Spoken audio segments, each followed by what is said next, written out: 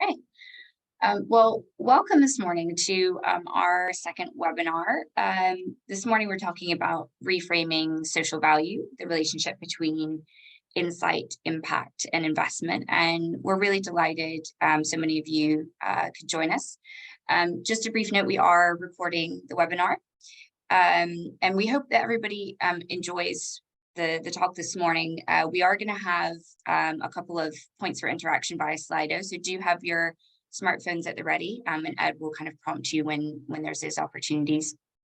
If you haven't used Slido before, all you'll need to do is scan the QR code with your phone, and then you can kind of join in the action.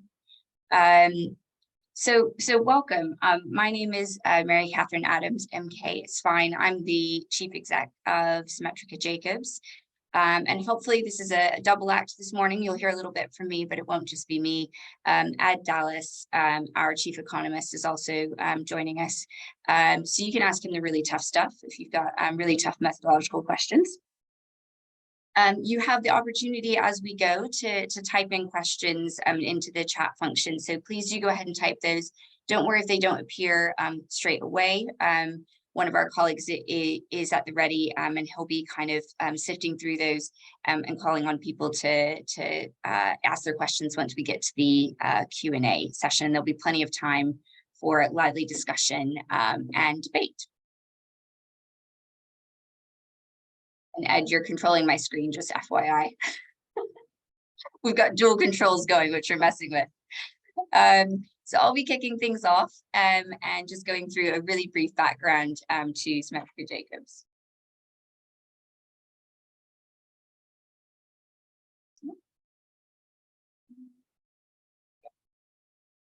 So we're a research consultancy, and we're focused on helping organizations measure what matters most. And we think that that's really the value that organizations' work brings to individuals and to communities. We're leaders in social value. We've been pioneering work and really setting the standard for measurement of social value since 2012. We've contributed to the development of government policy on evaluation and valuation of impact in the UK, as well as in Canada, Australia, and elsewhere around the globe. We work in sectors ranging from cities, infrastructure, energy, and utilities. We've worked for government departments, including DCMS and DFT. Our work has contributed directly to development consent orders, options appraisals, and business cases. We've worked in the third sector, the private sector, and internationally, with clients ranging from the BBC through to the Natural History Museum and even Everton Football Club. Social value and impact measurement can seem really nebulous, with regulatory pressures, different standards and approaches, increasing maturity and understanding from clients, coupled with an investor space demanding much more rigorous evidence. Simultaneously, we've all got to continue to do more with less. Fundamentally, our role at Simetrica-Jacobs is to help our clients understand social value and to develop solutions to help our clients get impact measurement right the first time. We want to help clients optimize their decision-making, informing investment, determining the best options, and leveraging social value to drive impact and improve outcomes for people, for communities, and for businesses. So we put our breadth and depth of technical expertise to work, combining this with sector insights to help design and deliver solutions that meet business needs and really take the guesswork out of it. So today we're talking about this connection between valuation, evaluation, and decision-making, and critically investment. The question at the heart of all of this is actually evidence. How do we know what impact we're having? How do we measure it? And how do we use this to inform decision-making?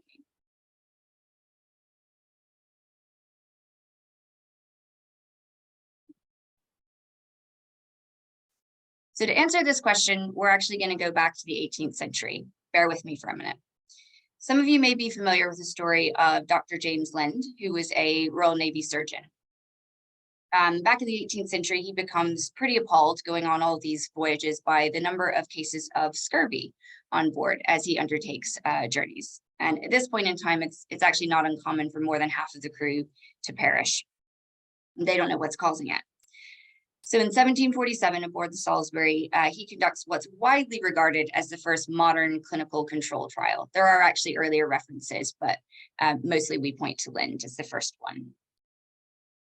So scurvy was rife, and at this time, the cause isn't known. Dietary causes had already been considered but dismissed. The fact that there were cats and dogs on board ships and they had a similar diet to the sailors with seemingly no ill effects was really confounding.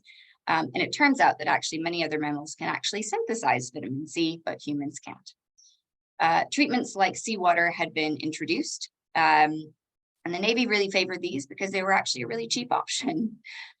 Broadly speaking, Lynn divides a group of 12 sailors, they're all suffering scurvy, into various treatment groups. And these range from various elixirs to seawater. Some of them get a quart of cider a day, really, and others get oranges and lemons. And the results were actually really clear that the group who got the citrus fruits recovered most quickly and had the most improvement. So why does this matter? We're not here to talk about medical trials today, nor are we here to talk about scurvy, though do be sure you're getting your vitamin C, it's still important. But we are here to talk about reframing social value. Most of the decisions we have to take are really complex. How we design a home, where we put a road, what projects we invest in, where we choose to direct that investment geographically and demographically. And we've got increasingly limited resource and increasing pressure to make that resource go even further. But these aren't rinse and repeat decisions. We can't pump them through a calculator. These are strategic decisions. We have to weigh pros and cons. These decisions impact people, communities, the environment, the economy. So how do we understand social value through the lens of decision making? And what's this relationship between valuation, evaluation, and impact all about? Hopefully we'll go some way towards cracking these questions this morning. And at this point, I will hand over to Ed. Hi, good morning, everyone. I'm pleased to be here. So just to recap, Ed Dallas, I'm the Chief Economist here at Simetrica-Jacobs. So picking up the theme that MK was talking about, we want to sort of think about how we can reframe social value in order to think about how we can bring both evaluation and valuation together to make a more sort of compelling case for the generation of social value and for the use of social value in decision making. So I want to start by sort of posing a question to you. So many of you, I'm sure, have some form of community projects, perhaps as part of your work. And so the question from my side is, how do you know that your organization's community projects are successful? So it might be because of the people who take part. It might be because of the results that you generate. It may be because of the marketing that it brings to you. So I've got the first of two of our Slido opportunities. So I'd encourage you to take out your phones and capture the QR code in the corner there, or you can go to slido.com and use the code there on the bottom left. And I've offered you a couple of options. You can choose up to 3. If none of them apply, then clearly something else is playing a role. But please go ahead and choose a couple, and we'll see what sort of responses we get from across the group. So I'll give you a minute or two now.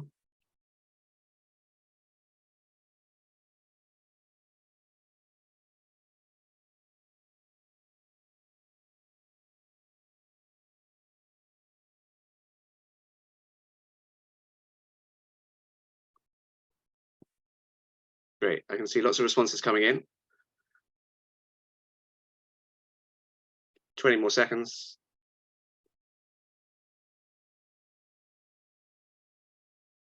Okay, so what we can see here is that the options that you've chosen and continuing to evolve as people answer, but the 2 at the top there, one is around the internal sort of driver for doing this, that it's around staff pride and staff engagement that's generated through them.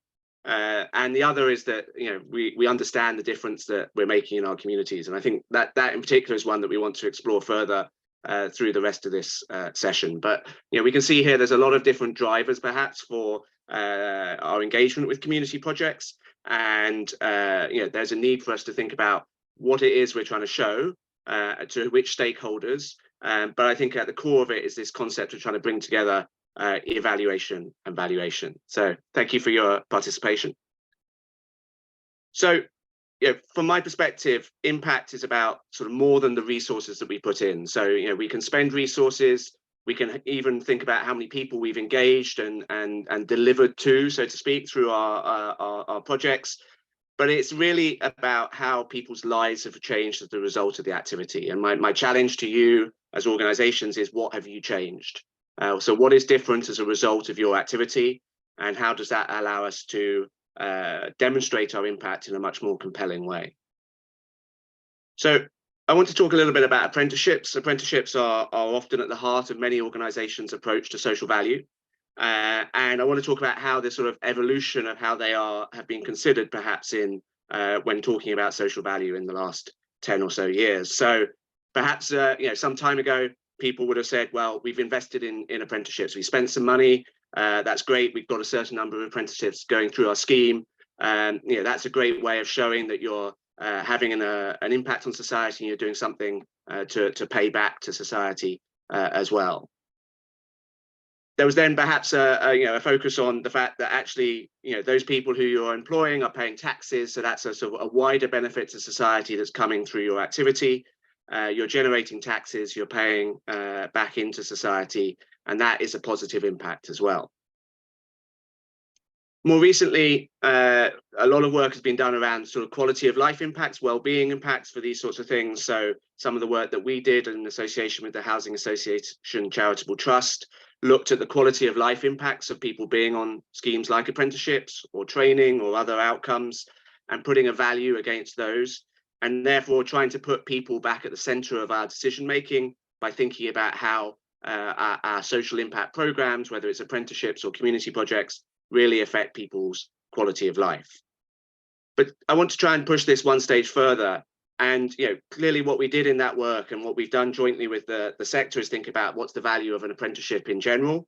But really what we want to show is what is the value of your impact on society. So your apprenticeships, I'm sure, are different from the average. I'm sure they are more innovative, more effective in their engagement. And I think to show the value of that, we need to think about how those apprenticeships have increased people's confidence, how they've increased their employability, and really how they've directly changed the lives of the people who are involved. So to bring it through sort of another framework, I want to think about that, how we can reach a concept of impact and the missing step that perhaps it sits within that chain that we'll see in a second. So we started off in that sort of conversation thinking about inputs, and that form of sort of accounting process. So either the money that's been spent, the time that's been invested, and that provides us with an initial understanding of what we're trying to do to impact on society. We can then move to thinking about the outputs that are generated, and that can be perhaps measured through some sort of monitoring process. How many apprenticeships have we engaged with? How many charities have we supported? What sort of spending have we done with those charities? So there's an output that we can measure and relatively easily talk about. And then for a lot of the social value sort of sector, I think there's then a jump from these outputs towards the concept of impact. So we jump down here to an impact. There's a valuation process that happens, and that might be a well-being value or a secondary value, a value through sort of taxes paid, etc. And that allows us to make some sort of statement around the value that we're generating. But in between, I think there is a missing step that's often overlooked, and that is the concept of outcomes. Outcomes are where we evaluate a program, we understand the changes that have happened for the people who are involved, and that allows us to make a more informed understanding of the valuation that results as a result of the program that we're undertaking. So by doing that, we can move through a much more detailed understanding of really what has changed as a result of your activities, and really make a more compelling case as to what impact you're having on society. Alongside outcomes, another piece of the puzzle that's often missing, I think, is where these outcomes are taking place.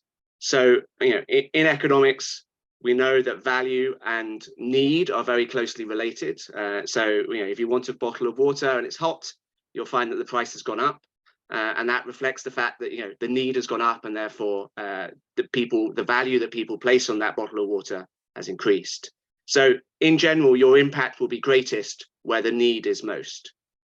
So we can think about this in terms of generating apprenticeships or community projects in areas of deprivation.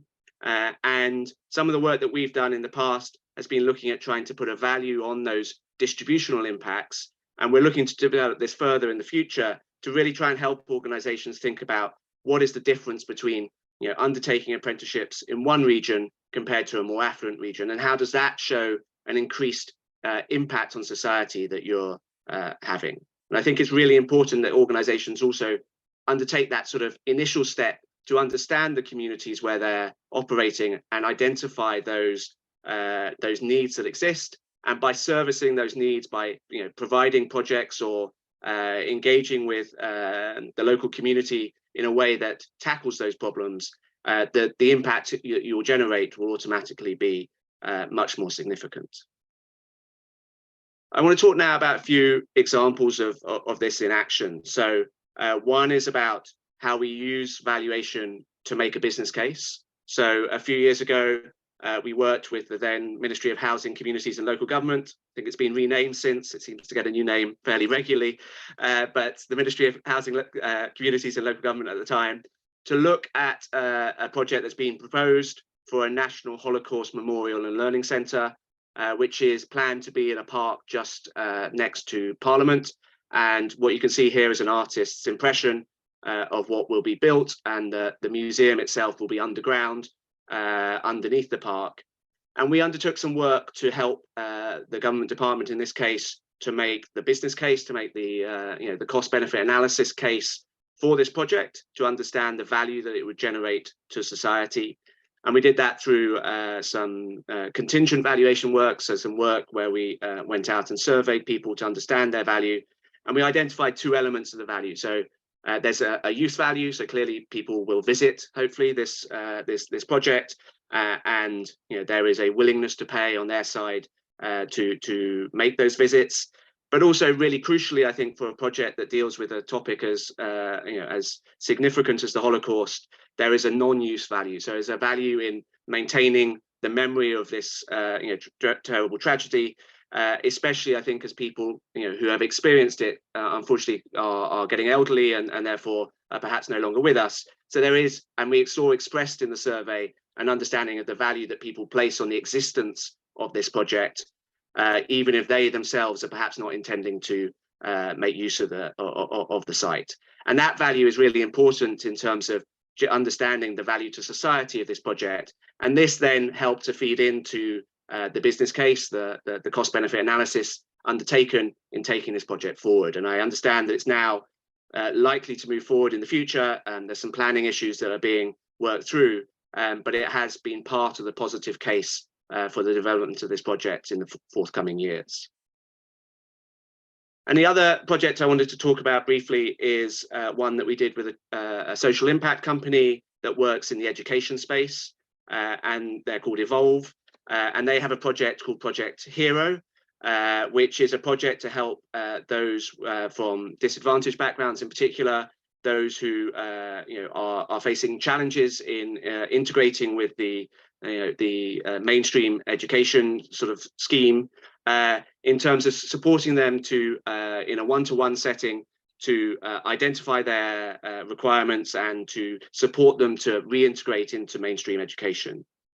And we worked with the organization to analyze the data that they were collecting around well-being and also around cognitive impacts of their projects. And what you can see in the bottom left-hand corner there is the findings. So we had a set of control schools where there was little change in the well-being of the pupils who we were measuring, and a set of schools where pupils were going through this Project Hero scheme. And you can see a really substantial increase in the well-being of those particular pupils. And I think what it helps us to show is that by evaluating this program rigorously and using approaches that sit within government guidance, we are able to make a really compelling case as to what this project is doing, and therefore to support their Evolve's case for further funding and further expansion of the scheme going forward. So with that, I want to hand back to MK to talk a little bit about why this is important and how it can be taken forward in other contexts.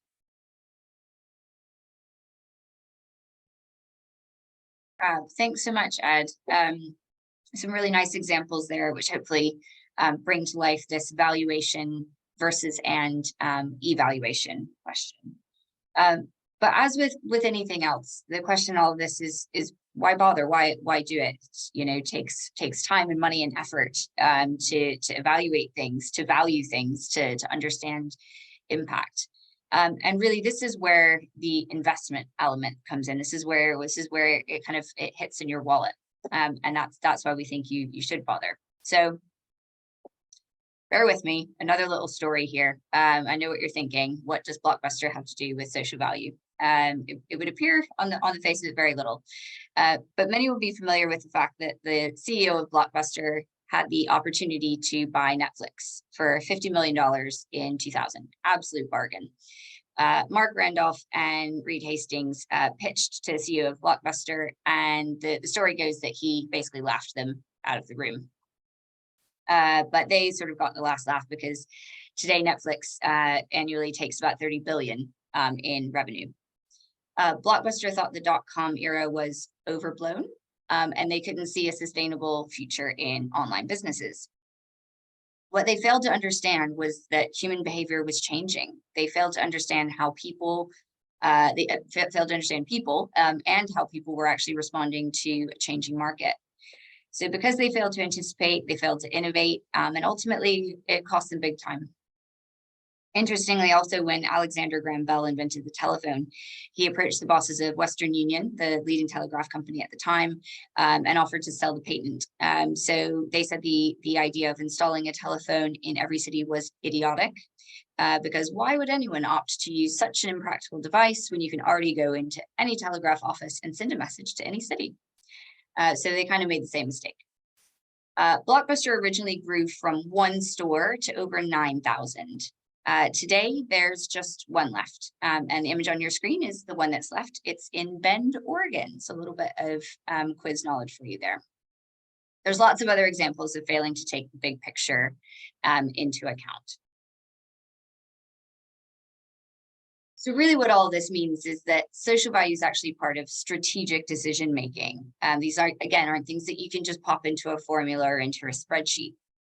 And critically, you need to think about what you're actually missing out on if you don't include social value in your decision making. It is really critical. If you neglect it, you're failing to incorporate the human element. Understanding and being able to really thoroughly evidence the impact of your decisions at the outset, throughout a program, after the fact, this is all what actually gives you the confidence that you've made the right decision, that your investment did what it set out to do. And social value really has to be part of a broader strategic understanding of evaluation. So what can good evaluation do? Good evaluation can mean a lot of things for your business, and we have to understand where social value sits in quite a complex ecosystem of decision making, and how to harness the evidence around social value and impact measurement to improve our strategic decision making, and ultimately to improve our investments and our return on investment. Done well, incorporating social value considerations and really robust impact measurement provides an indispensable part of the picture. It's not an add-on, it's not a nice to have. Done well, it's also part of good evaluation practice. It provides the confidence that your interventions, your projects, and your programs are actually doing what they set out to do. And critically, if they aren't, you have the evidence to stop doing those things and direct your finite resource somewhere else where it is going to have an impact. Done well, it's business critical. We're keeping people at the center of decision making, and that helps us keep our eye on the long game. And as it happens, social value is a really fantastic way to ensure our long-term projects remain people-focused. So in other words, don't become a Blockbuster or Western Union cautionary tale. Harness impact measurement to help inform your strategic decisions and invest in the right stuff the first time. So we're going to come full circle. We set out this morning to talk about this relationship between valuation, evaluation, and decision-making. So if we fast forward from Dr. Lynn's study in 1747 on board the Salisbury, a trial incorporating a placebo actually wasn't first conducted until 1863, over 100 years later. And the first double-blind trial, which is kind of the gold standard, wasn't actually until 1943, and that was run by the UK Medical Research Council. It was actually a trial treatment for the common cold, which curiously we still haven't worked out. So really, what are our key takeaways here? There's three really key things you need to think about if you want to get this relationship right. The first one is, why are you doing it? And it sounds really simple, but are you investing in a project or a program because it seems like the right thing to do, or you think a community will like it because a client has asked for it, because you think it will help you win a tender? That's all fine, but are you completely clear on how your project, program, or intervention can or should impact people? Second question, what information do you actually need to inform a strategic decision about where to invest, what to continue to invest in, or what to stop investing in, what not to do in the future? And the third question is actually the tricky one. What level of rigor is actually appropriate to help you answer questions 1 and question 2? So in 1858, last story for you, Edwin Drake, whose name you probably don't know, Edwin Drake partners with a blacksmith, and he invents the oil drill, but he failed to patent it because he was too busy trying to get the design perfect. It cost him and his descendants many millions. Likewise, Dr. Lin's early trial actually wouldn't pass muster today. Clinical trials have evolved. There's now really strict ethical and regulatory protocols around any trial involving human subjects. But at the time, thousands were dying, and a small but simple trial did actually provide clear evidence needed to make a decision and critically to save lives. So though it sounds simple, what Lind understood was that you need to kind of understand what level of evidence is proportionate to serve your purposes, decide what point B is, and work backwards. So what's the moral of the story? You don't actually need to run an RCT for everything. The same level of rigor isn't actually always required, but don't do the intervention and then try to retrofit the data. The number of times poor Ed has been approached by an organization saying, we've done this really fantastic project. We want to evidence the impact. Can we do that? And we ask, well, yeah, what data did you collect? And they're like, well, none, but can't we do a projection backwards? And can't you tell us what impact we generated? So valuation can help us inform decision-making, but actually only if we've got the data and the evidence. Evaluation can help us understand the impact and inform future decision-making, but it needs to be incorporated at the outset, the start of the project. And poor Dr. Lind, it actually took 50 years for the Navy to officially adopt a policy of mandating lemon juice and later lime juice, which is why sailors are known as limeys, as a compulsory part of sailors' diet. And this was largely because of the expense of citrus fruits. So this is one of those times when the Navy probably should have done a full cost-benefit analysis. In other words, once you have that evidence, be sure to inform your decisions accordingly. We're going to stop there. We want to incorporate plenty of time for Q&A. So I'm going to ask my colleague Donovan to start kind of collating some of those questions. And if you let us know who's got the question, we'll actually get them to ask it to the group. Yeah, thank you, Ed and MK. We've got the first question coming from Sarah Coughlin. I wonder if she can pose the question through to you live.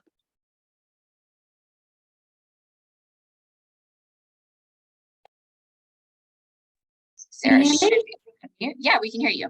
Oh, I didn't realize you could hear me. Hi, thanks for that.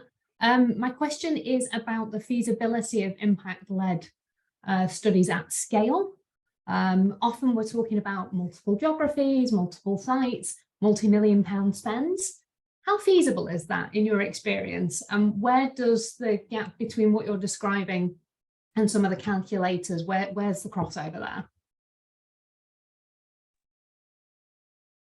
Ed, that sounds like a you question.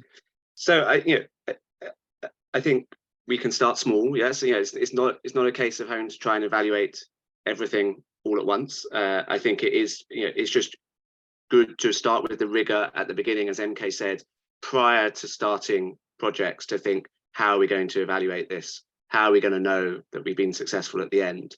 So, if we take that approach, that can inform what data is collected and when, and that allows for a more detailed approach. But yes, if it's a large project, it's not a case that the whole thing needs to be multiple surveys and these sorts of things. You can take a small portion of it that's representative and say, right, we'll evaluate this, and that will allow us to understand what the larger project's doing. But that does rely to some extent that there is some commonality across the program. And the other, in terms of what's the difference between this and perhaps sort of a calculator, I think, if I go back to the apprenticeships, what we see in a calculator is that an apprenticeship is worth something. Yes, it has a value, and that value is genuinely an understanding of the value of an apprenticeship to society. But I think what I hear from organisations often is, well, our apprenticeships are better, they're different, they're we're focusing on high value apprenticeships, yes, or we're focusing on people who would otherwise not have these sorts of opportunities. And that to me sort of shouts, well, we need to understand that. Yes, we need to really think about what has changed for those people, and therefore we will have a much more detailed understanding really of what impact you've had. And in general, in research that we've carried out, these sorts of mental health, confidence type impacts are really valuable to people. Yes, they have a high impact on their quality of life, and therefore a high value. And so if we can really show that your program, and it doesn't, apprenticeships is just one thing, but in that area is changing people in that respect, then I think we can show that it has a significant value to society. Fantastic. Thank you, Ed. Sarah, does that answer your question? It does answer my question. If you're short of a follow-up, I have got another one. I don't know if there's more questions coming in, but I've got a follow-up on that for when you're ready. Yeah, go ahead, Sarah. Oh, well, Ed, I was really interested to hear the point about finding commonalities and kind of broadening out from sample size. Have you got any examples of that in practice? Have you done work like that? So we often work with organisations. So we've done work in sports with their community projects, with Everton in particular in their community programme. So they had a quite wide-ranging programme of getting young people into various different sports and providing, I suppose, a focal point for young people in the community to come and engage with sport rather than perhaps engage in some other activities that are less valuable. But they had thousands of children going through their doors over the year. But we focused on a particular, certain sites within that scheme, and understanding those particular experience for those particular young people, and use that to understand the value of the wider scheme. So in that case, because it is a large program, the cost of trying to collect data across the whole thing would have been difficult, and clearly, given the circumstances of that many of these people come through the door, data collection in itself is relatively difficult to do in some cases. But we were able to focus on a few sites and work with get the data from those sites to really understand the before and after for these young people. So it is it's a balance between trying to capture the whole the whole project and making use of a reasonable set of data from across a particular project to make some wider inferences. Thanks, Ed. That was really helpful. Thanks, Sarah. Great questions. Donovan, I'm going to jump across because we've got an anonymous question, so I'm not sure who's asked this one, but it's a really good question, and I think another one for you, Ed, in terms of the use of social value versus social impact. So the question is, can you please provide some clear directions we can pass on to clients and colleagues so that we're all on the same page? So,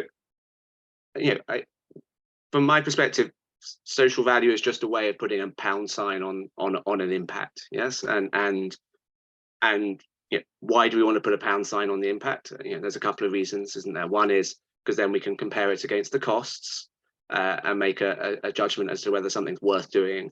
We can also put it alongside other different benefits, and we can compare your proverbial apples and pears, yes, by putting them both into a pound sign. we can understand whether one is more valuable than the other, and it provides perhaps a more engaging communication, I think, as well, to have pound signs rather than just talking directly. I think alongside talking directly about the number of people that you've affected. So for me, social value and social impact are the same thing. It's just one is trying to get to the stage of being able to put a pound sign in front of it, and the other is perhaps the change that you brought about. So I think you need both. I think, as we said today, you need the evaluation to understand your impact. You need the valuation to take that step further and sort of make use of it in your strategic decision making, or in your communications, or in your cost benefit analysis. So they are two parts of the same concept in my view. And I think it's worth adding, Ed, isn't it, that when we talk about social value and valuation, in other words, attaching that financial proxy to the impact, consistency is actually really important, and having a consistent methodology so that actually you do know that when you're talking about the value of an apprenticeship versus the value of doing yoga, that you actually understand the relative impact of those, because you can see the financial proxy between the two. Cool. There's another question here. I'm going to jump down. We've got one from David. I'm just going to try to unmute you, David. Would you like to ask your question? Yes, thank you. So my question is kind of about what the next steps are in terms of data collection and the way that computing systems and sensors are now changing our ability to hold big data models, especially when we're looking at localized data. So I think some of the questions that you proposed at the initial bit, like, how do you see what the value is on a local basis? Well, we can kind of see those at a large macro level by looking at things like property prices. But actually knowing how we're driving towards those trends that are making those differences in those areas, creating the regeneration, we need to start looking at smaller, to my mind, impacts towards the trend of actually changing things on an area basis. And I'm just wondering where the debate is about carry on looking at smaller ways on individual things, rather than blended analysis that's actually looking at the human interaction rather than just the economic input and impact. Yeah, I think I agree with a lot of what you're saying.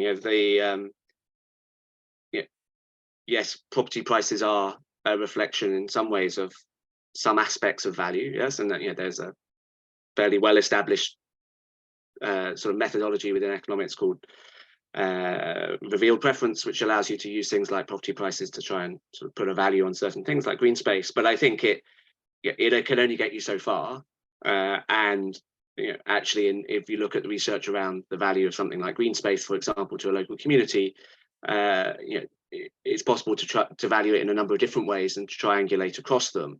But I think it's what we are looking at here is trying to put, I talk about people-centric decision making. So by understanding the impact that you've had on people and using that to understand the value that you're creating, I think you can take a much more local type approach to understanding what you're doing.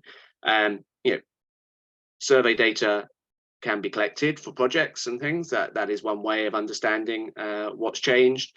In larger projects, it may be that there are existing national data sets that are collected on a regular basis that can allow us to see impact. So I'm exploring some work at the moment with a renewable energy firm who have been operating in a particular part of the UK for a while and are interested to see whether by using some of these national data sets, we can actually understand a change in that region relative to other parts of the UK, and the degree to which we can show that is a result of their investment in that region. We did some work which was more for fun than for commercial gains. But when Leicester City won the Premiership, you can actually see that in some of these national data sets. If you look at Leicester and the well-being of Leicester, it improved that year. I suspect it's gone downhill since, unfortunately. But we can, you can use some of these data sets to understand the value of some of these events or investments into regions as well. But I think there is scope to try and work at the community level to replicate some of this data collection at a much more granular level, and use that to evidence and evaluate impact for particular projects, or with the users of a project as well. So we've done a lot of work with sports organizations, sports foundations, providing them with the tools to survey and understand the impact that they're through specific projects in their local community. Fascinating. Great question, David. Ed, this is one putting you on the spot. Somebody has asked about the survey question that was asked of participants in the National Holocaust Memorial Valuation. Do you recall offhand the survey question that was used? I'm sure if you don't, we can. I don't recall the details offhand, I have to say, but so in general with these contingent valuations, what is, it's not just a single question. It is, people are presented with some information about the project that's under consideration, that we explore through some questions their motivation and understanding of the project, to try and take out of the sample people who are perhaps not, frankly, sort of thinking about it carefully, and then at the end of that survey, we have this sort of willingness to pay type work where we understand, ask them to put forward the valuation that they put upon it, and we use, there's a lot of academic literature about how best to do that to avoid some of the bias that you would get typically in some of these surveys. So things like anchoring bias. So once you start to put a value out there, people sort of latch onto that and think that that's that can change their valuation, or social, what's called social desirability bias. So people saying they're willing to pay when actually in reality, when push comes to shove, they wouldn't be. So there's ways to try and overcome some of those biases within that work. But yes, it is a survey rather than just a survey question that explores and helps people understand what they're being asked to consider and asked to put a value on it. Now, there are other approaches that we can take that are similar but a little bit more complex, where we start to put choices in front of people and ask them to try and make a choice between A and B project based upon some characteristics. And that allows us to get a slightly more detailed understanding of what's driving people's valuation. And also, I think, replicates slightly more stringently the concept of having to make trade-offs. Yes, because if economics is about anything, it's about the trade-offs that we all have to make between when we make any choice. And that really is what we're trying to uncover when we're doing some of this work. Wow, thanks, Ed. We've got another question here. It's an anonymous one about how we can convince senior leaders to take this sort of approach seriously. Often it is early career individuals who are passionate about doing this well, with leaders being skeptical of the costs and the value. And I think that's one of our favorite ones to get, isn't it, Ed? I'll kind of give a few insights, and Ed, you can jump in. We get that question a lot, and I think the thing that always sort of strikes me as a bit silly when people ask that question is in when people don't see the value in it, is you're spending the money anyway. So whether it's because you need to respond to PPN 620 and the social value model award criteria, whether it's because your clients are asking for it, whether it's because you're doing it for community foundations wise, where you're kind of investing in these sorts of projects and programs, whether it's because you feel you have to or need to, you're already spending, you're already investing.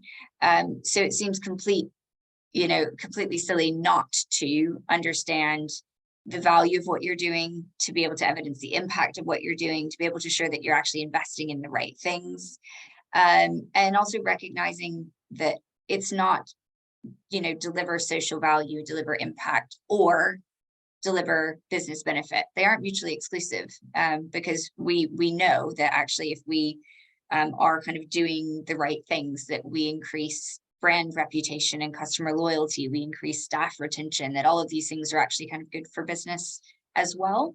So that's always the argument I would make. I don't know if you have anything to add there, Ed. I think it comes back to why do we want to think about social value, and there's a variety of reasons, isn't there, why organizations want to do this. Some of them are internal, and we noticed in the poll at the beginning that that staff pride and staff engagement is an important part of this, and that's perhaps increasingly important, I think, for recruitment and retention of staff. Clearly, it's also about the sort of social license to operate for certain organizations, with the communities where they operate. It might be about government contracts and PPN type requirements that are put on those contracts, or it might be about gaining finance for those organizations perhaps in the third sector who are trying to evidence their impact. So I think it is about the reasons for measuring social value are varied depending on the organization, but ultimately it's about finding that touch point for that organization as to why they should be doing this and how it will bring about a long-term sustainable commercial benefit for the organization, whether that's through increased retention and recruitment of better staff, or winning contracts, or maintaining your flow of finance to support projects. Another good question, I think, here for you, Ed. There's quite a few questions here still in the chat. So if you do have them, we've got just a couple more minutes for questions. So please do fire any other questions in. There's a question here about how social value and social impact have rapidly matured in recent years and have splintered away from the wider sustainability agenda. So how do we ensure that practitioners across the two disciplines, social value, social impact, and sustainability are actually aligned? Ed, do you want to have a crack at that one, the kind of the links between social value, social impact, and sustainability? Yeah, I would like to see them coming back together, frankly. I think impact is impact, whether it's sort of people-based impact perhaps, or planet-based impact, if you want to talk about sort of sustainability in that sense. And there is a lot of understanding or a lot of work that's been done around the value of reducing carbon emissions or reducing water usage. There is also, I think, a people part of that sustainability as well. So some of the work we did recently on a Vail project looked at, there is a value. People feel positively about doing more, that more actions that are environmentally sustainable, so to speak. So walking and cycling, or recycling, and these sorts of things. They have a positive impact on the planet, and therefore sustainably positive. But they also have a positive impact on people's sense of purpose and sense of a satisfaction with their life, and that is a value to society as well. So I think we shouldn't see a divorce between the two. Another area we're looking back at, which is perhaps on the flip side, is the area of coastal erosion and the impact that climate change is having on certain coastal communities. And there it's there is a negative, there's an anxiety that must come from living close to these areas which are under threat, and by either tackling the root cause, or at least providing some respite from the risks that those people face, there is an improvement in quality of life that can be brought about. So I think there are aspects of sustainability that feed into this sort of people-centric approach, but the two should go side by side together. Thanks, Ed. Kind of take a final round of questions here. One is I say relatively simple and straightforward. Somebody's asked about the recommended estimate budget in terms of percentage for the valuation or evaluation of a project. Is there a cost difference between evaluation and valuation? I think the short answer is yes, there is always kind of a cost difference, and it's a little bit how long is a piece of string. You can kind of get different estimates in different places, but I think as a minimum, it's kind of good to think about in terms of the total cost of a project or program or intervention, trying to ring fence about 10% of that for kind of a really good evaluation to actually be able to take place. And if you think about it, it's not a huge proportion of the budget, but if you're actually trying to use that evidence as part of continuous improvement to improve decision making, then you actually do need to invest in that. The question about whether there's a difference between evaluation and valuation totally depends on actually what you're trying to measure. And actually, an evaluation, as we say, could be a randomized control trial, or it could be a qualitative based evaluation or mixed method. So it's a little bit harder to answer that one in terms of the cost difference, but I think it's easier to sort of give a percentage based one. The final set of questions, Ed, I'm going to group together for you, which is actually about sports. So there are a couple different ones that we've got through. And one of them is about the role of sport in terms of this data and driving social value and social impact. So that's one of them. And the second one around sport is about sports sponsorship. And the question is, how would you go about communicating or driving social impact, or even integrating it into sponsorships or commercial partnerships when they're focused on shallow and wide impact as opposed to narrow and focused or brand visibility? So that's kind of a tricky one. Yeah, and yeah, it's interesting that sport is an area we've done quite a lot of work on, but it's not sort of exclusive, but it's always an interesting area, one that I enjoy. So sports have a particular role, and I think sports organizations through their community impacts, I've seen through the work that we've done, can really make a difference in their communities, not just in getting people physically active, but also in supporting people with mental health issues, reducing loneliness, generating apprenticeships and employment within the sports sector, and engaging young people who perhaps otherwise would be undertaking activities that are negative to society. Yes, so I think there's a real scope there, but equally there's scope in arts and culture, or in sort of in the construction industry as well. There's lots of different organizations that can have an impact on society. I think it's just about identifying how you as an organization can make that difference. So in sport in particular, physical activity and the demonstration and modeling of behavior that comes through elite sportsmen is something that can really make a change for young people in an area. And I think it's it is a type of intervention that lends itself to this concept of evaluation and valuation. Yes, because you're often working with a cohort of people, and you're working with them over a period of time, and you can see this change in that people's lives and the improvement that it brings about. Sponsorship is an interesting one, and I'm thinking on the spot, but I think I can see there is a conflict a little bit between sponsorship wanting to make that sort of broad, hitting lots of people, yes, and getting their name out there, and the sort of deeper type of impact that we're trying to look at here. And I think ultimately, the valuation and evaluation together can provide this compelling and message, and this really strong showing of what you've generated, and it helps to move perhaps beyond the case study as a way of demonstrating value. So we often will see in lots of people's reports, and I think it's important to carry these on. I'm not saying we shouldn't have them, but case studies as being the principal way in which organizations can talk about their real impact on individuals and the change that they brought about. So I think by taking this approach of really evaluating what you're doing, you can sort of set that case study next to some quantitative evidence to really talk about what impact you're having. So I think for sponsors who want to show that they are making a difference, this approach will support them in that.